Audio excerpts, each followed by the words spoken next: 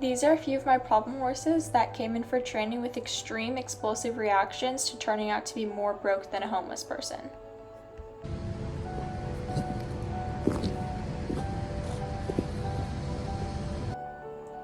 My name is Alyssa. I train Mustangs, do colt starting, and I specialize in groundwork and Liberty.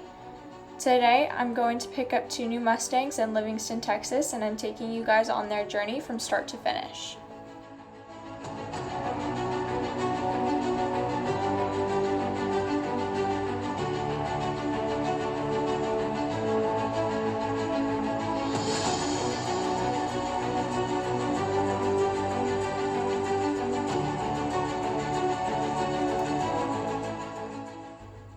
In case you guys are wondering what the BLM is and where I'm getting these horses from, it is an organization that manages and protects wild horses in burros.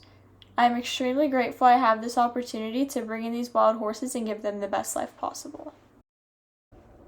In this clip, they are cutting the tags off. Each Mustang has a tag which indicates their region of capture or capture date. They also have a brand on their neck which tells you their estimated date of birth. Depending on which pickup site you go to, some of them will cut the tags off and others will leave the tag on and let you remove it yourself. Personally, I prefer when they leave the tags on because I eventually sell them and I like to keep the tags as a remembrance of our first accomplishment. After looking at the herd, these are the 2 I chose. The sorrel is a 1-year-old gelding, the buckskin is a 5-year-old mare. Right now, they just got them loaded into the chute and into the trailer for about a 5-hour drive home.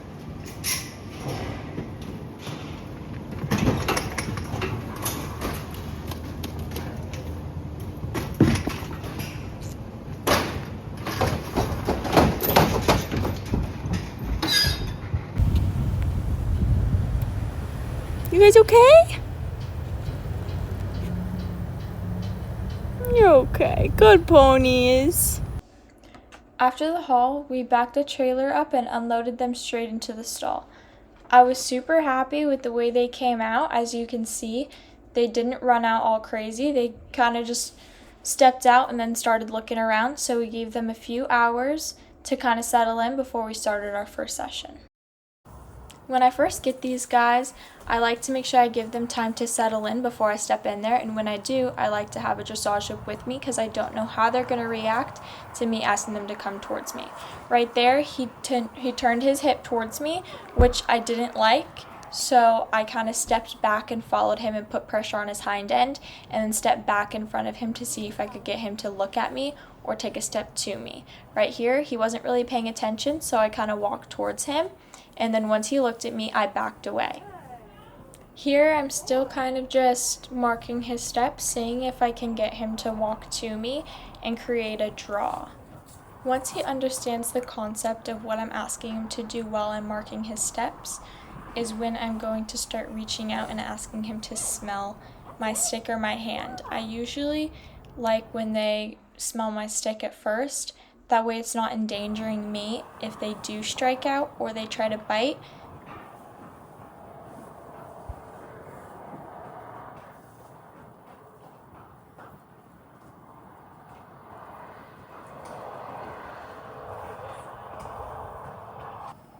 Now I'm going to start reaching out with my stick, and I want him to reach out to my stick. I'm just going to put it up for him so he has an option of it.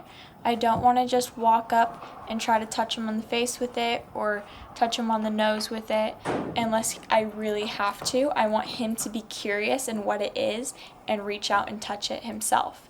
Whenever he kind of walks away, I'm just going to mark his steps again, and when he settles, that's when I'm going to release.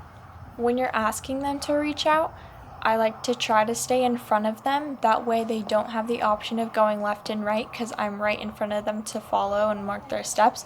They only have the option of going backwards or coming towards my stick. I got a little bit distracted because my other horse walked up and I wanted to say hi, but then I went right back to it with him.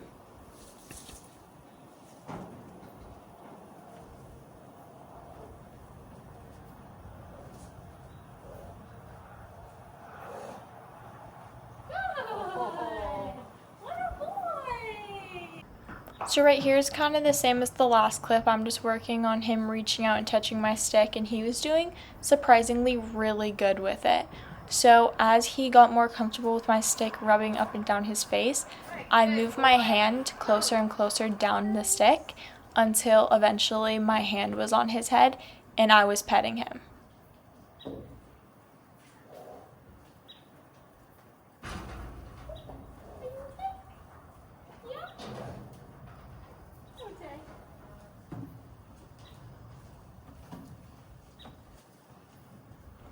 You can see right here he's getting more comfortable with the stick going up and down, and he was really trying to reach out and touch my hand, which was nice. And you can see my body language is super calm and relaxed. My shoulders are down, my knee is kind of hinged, and I'm just looking for him to continue reaching out and staying still.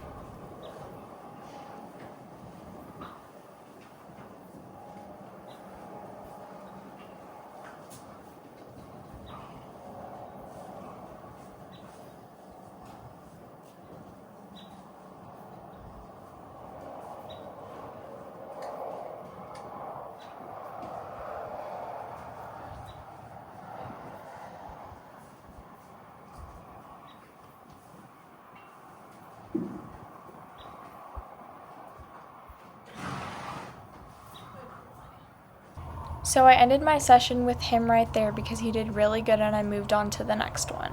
You can tell she's a lot more jumpy and scared because she is older. She's been in the wild for a lot longer. I'm pretty much doing the same thing with her, is just marking her steps, giving that release every time she takes a step towards me or looks at me.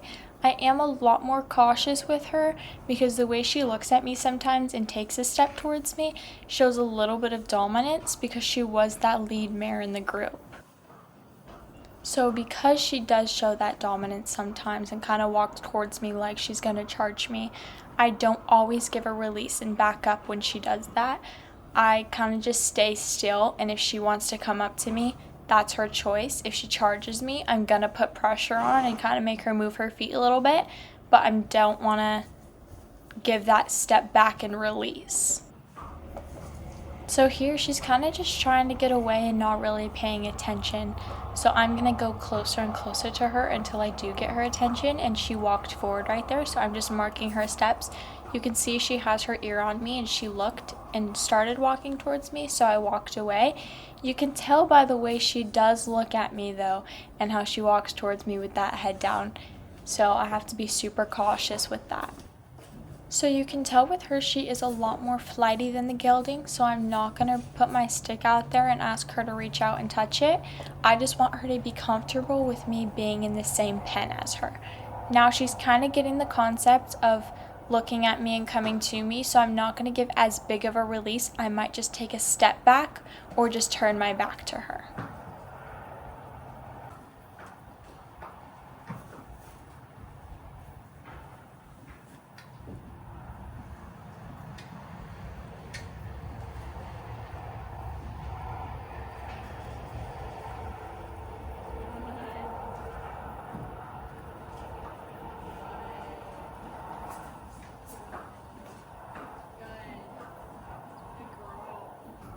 So in this clip, she kind of knows that if she looks at me, she's going to give a release. So I'm not going to give her that release yet. I'm kind of touching my leg or patting it to get a little bit of energy going to get her to now step towards me and create a draw to me.